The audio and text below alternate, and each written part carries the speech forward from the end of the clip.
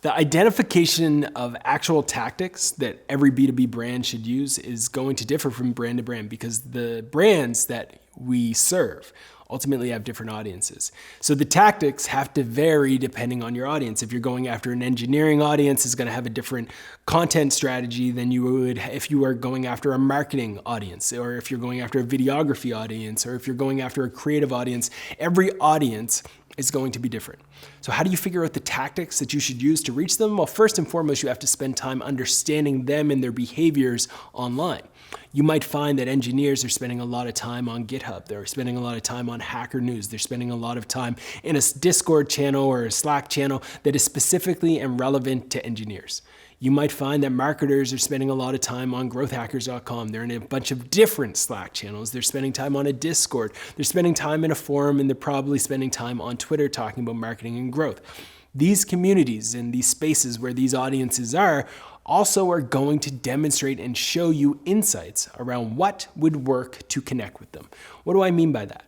So let's say you have this group of engineers that are in a Slack community. You're going to join that Slack community and you're going to start to look for trends. You're going to start to see, has there been a certain way in which brands have come into this platform and used it successfully to connect with these engineers? What type of content did they put into these Slack channels that actually drove engagement? Did they host an AMA? Did they put up a post? Did they have a discount code offered to the community? What was it that brands have done in the past to resonate with these communities? But you don't just limit yourself there. You look for parallel opportunities. You start to look at other communities that might not be served or might not be made up of engineers, but are made up of other types of individuals, other types of professionals. And you start to see, how did people connect with those groups? And would those strategies, would those tactics work with this community as well? When you start to see that this certain tactic worked with a different community, you can apply it to your own and test and experiment, because experimentation is key when looking for these tactics.